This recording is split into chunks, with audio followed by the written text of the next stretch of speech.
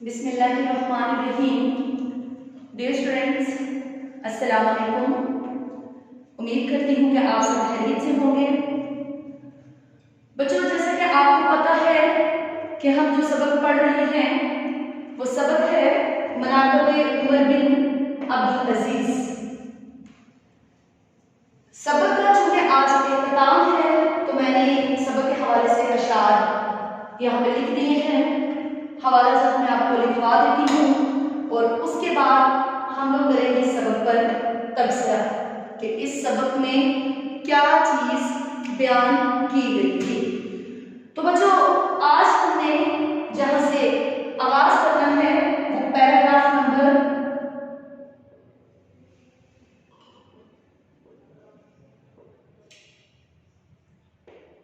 8 है और यहीं पर हमारा सबक जो है वो इख्तिताम पसीर होगा।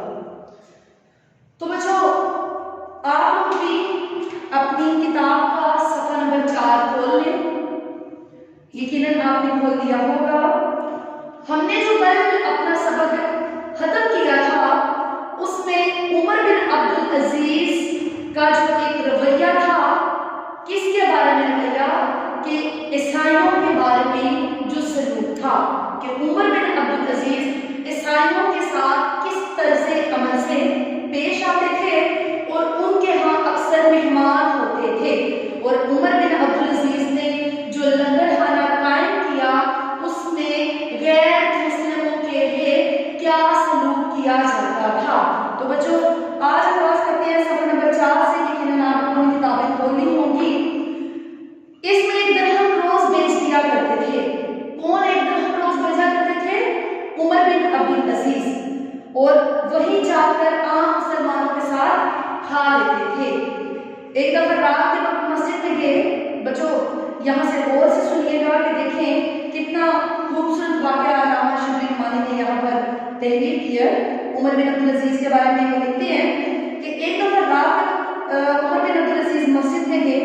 एक शख्स मस्जिद के सहन में लेटा हुआ था। इत्तेफाक से उमर बिन अब्दुल अजीज के पांव को ठोकर लगी। इसने झुलाकर कहा, क्या तू पागल है? झुलाकर नाराज होकर उमर बिन अब्दुल अजीज ने कहा कि नहीं, पुलिस के आदमी मौजूद थे, इन्होंने इस शख्स को गुस्ताखी की सजा देनी चाहिए। उमर बिन अब्दुल अजीज ने कहा, क्यों? इसने क्या गुनाह किया है? इसने तो सिर्फ इस्तफसार किया है। बच्चों, इस्तफसार को अंडरलाइन करें। इस्तफसार किसको कहते हैं? सवाल किया है कि क्या तुम पागल हो? मैंने कह दिया नहीं। अब यहाँ पर देखिए बच्चे, किस इस्लामी तर्ज़े कायम को बयान किया कि आज के दौर में जो बादशाह होते हैं उनके साथ प्रोटोकॉल देखें कि हम चाहकर भी बादशाह से जो आला इक़्तिदार का लोग फायज होते हैं उनसे मिल नहीं सकते।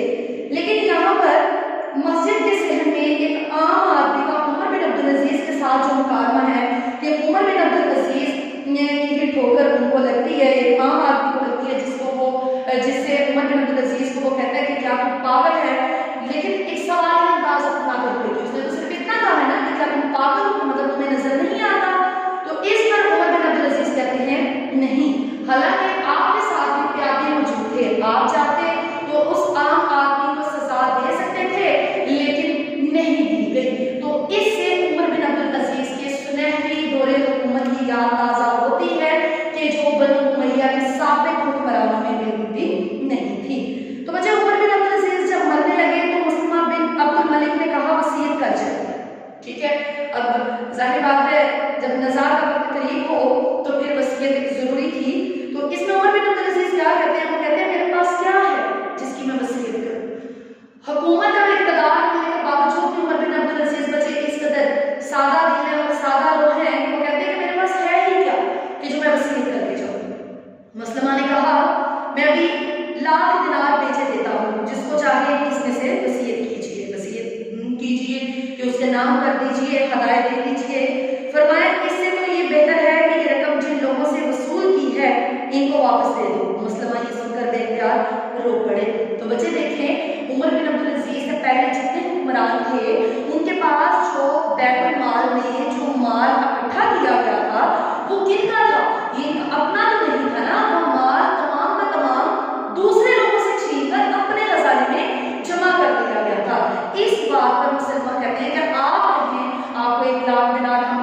भिजवा देते हैं, जिस पर उमर बिन अब्दुल अजीज ने कहा कि इससे तो बेहतर है कि ये माल जिन लोगों से छीना गया है ये उन्हीं को वापस कर दिया जाए। तो वजह इस सिलसिले में ये अमर बयान करने के काबिल है कि खुलफाए बनी उमैया की दौलतमंदी का ये हाल था कि जब हिशाम बिन अब्दुल मलिक ने, बच्चों अंडरलाइन करना आपने, कि जब हिशाम बिन अब्दुल मलिक ने वफात पाई तो इसके तुर्के जायदाद में सिर्फ औलाद ज़कूर मुराद जिस कदर नकदी रकम विरासत में मिली इसकी तादाद 1 करोड़ 10 लाख दिनार थी। तो वजह देखें कि जब उन्होंने वफात पाई तो कितने जायदाद में रकम छोड़ी, 1 करोड़ 10 लाख दिनार। लेकिन उमर बिन अब्दुल अजीज ने जब वफात पाई तो कुल 17 दिनार छोड़े, जिनमें से तजहीज़ो तकफीन मुराद कफन दफन के मुसारफ कहा जाता है अखराजात को अदा करने के बाद 10 दिनार बचे जो वसा में तकसीम हुए थे, मुराद उनके घर वालों में तकसीम हुए। गर्ज उमर बिन अब्दुल अजीज की खिलाफत सल्तनत ठीक इसी असूल का नमूना थी जो इस्लाम ने कायम किया था। तो जो ये सबक लिया गया मकालात शिबली जिल्द 4 से कि कुल 4 जिल्दों पर ये सबक मौजूद है। तो बच्चों हिशाम बिन अब्दुल मलिक बनु उमैया का आखिरी बादशाह था, ठीक है। बनु उमैया की जो हुकूमत है ना हजरत अमीर मुआविया से शुरू होती है और इसका जो असल बानी था वो अब्दुल मलिक बिन मरवान था। तो बच्चे अब हम इस पर तबसरा करते हैं कि इस पूरे सबक में जो सबक मनाक़िब उमर बिन अब्दुल अजीज है सिर्फ इसकी सीरत निकाली है, तहरीर इसको अल्लामा शबीर नुमानी ने किया और महज इसका मकाला शिबली जिल्द 4 था। अब सबसे पहले हम इस सबक पर तबसरा करते हैं कि इसमें अल्लामा शबीर नुमानी किस चीज़ को बयान करते हैं। स्टूडेंट्स अल्लामा शबीर नुमानी बयान करते हैं, वो कहते हैं कि बनु उमैया अपनी दौलतमंदी और ऐशो इशरत में अपना फसानी ना रखते थे, ठीक है। अपने घासबाना रवैयों और माशरती इस्तेहसाल की बदौलत इन्होंने काफी दौलत समेट रखी थी, मुराद के लोगों की जगीरों पर नाजायज काबिज हो जाते थे और उनका माल और दौलत उनसे छीन लेते थे और उसको अपने कब्जे में कर लेते थे।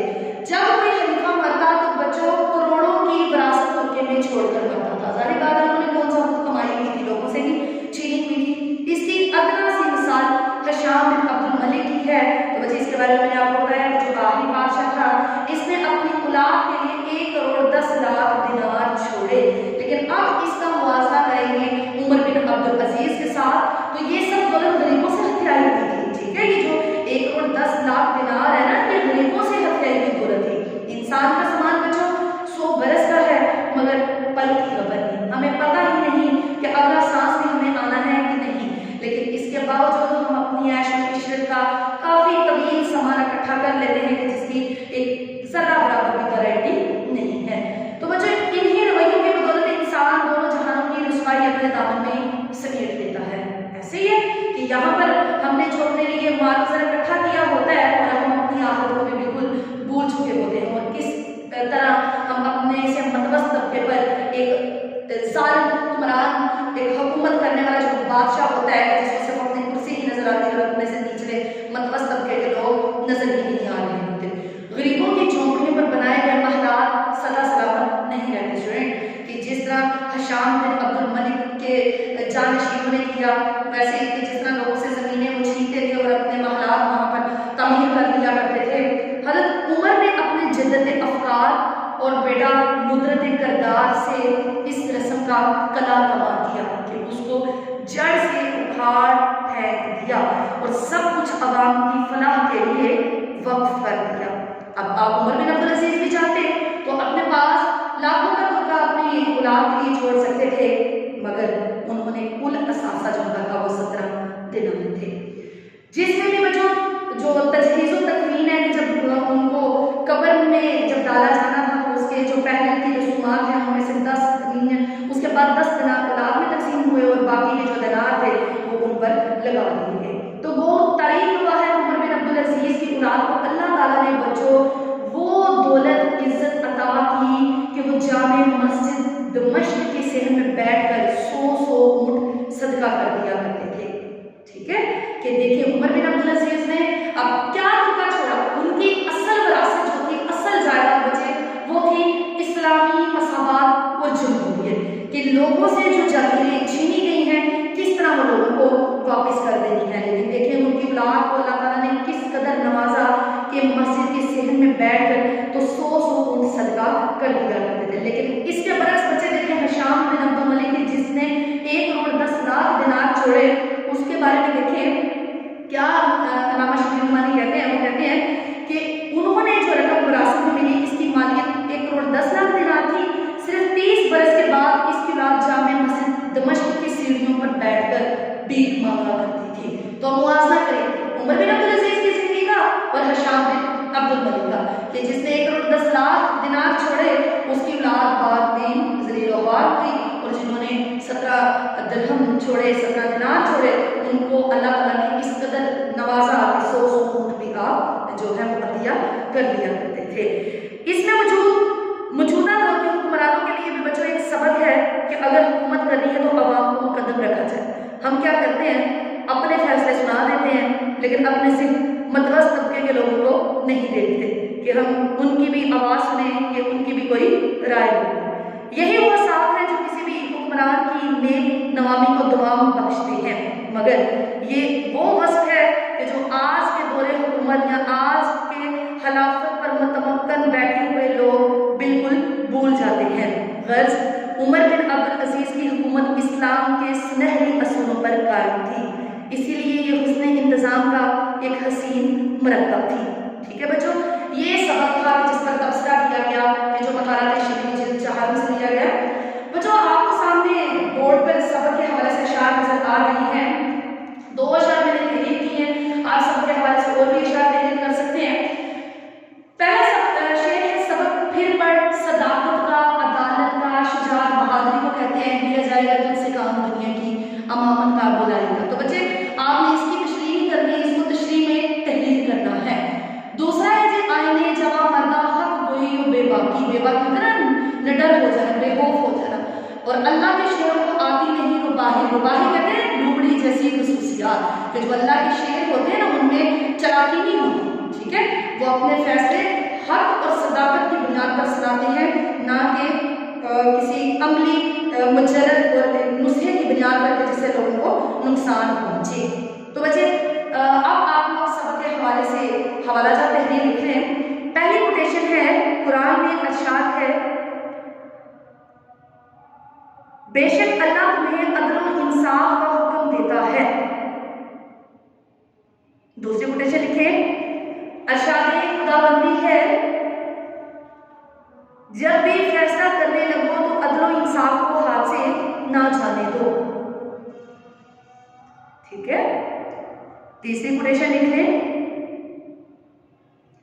बच्चों, ये शेर अब्दुल कादिर जिलानी का फरमान है कि मोमिन अपने अहलो अयाल को अल्लाह पर छोड़ता है और मुनाफिक अपनी दौलत पर। तो स्टूडेंट्स ये सबक के हवाले से अशार और कोटेशन थी। आप इसमें अपनी मर्जी के भी अशार और कोटेशन से ऐड कर सकते हैं, लेकिन एक चीज़ याद रखिएगा, अशार जो है ये रेफरेंस के अशार है, आपने इनकी तशरीह सबक में बिल्कुल भी नहीं करनी। बच्चों आप इस सबक के चूँकि ये इख्तिताम पज़ीर हुआ, इस सबक के जो अहम निकात मैं बोर्ड पर लिखती रही हूँ उनको मद्देनजर रखते हुए आपने खुलासा तहरीर करना है। तो यहाँ पर ये सबक हमारा इख्तिताम पज़ीर हुआ। इंशाअल्लाह हम एक नए सबक के साथ हाजिर होंगे, तब तक के लिए अल्लाह हाफ़िज़।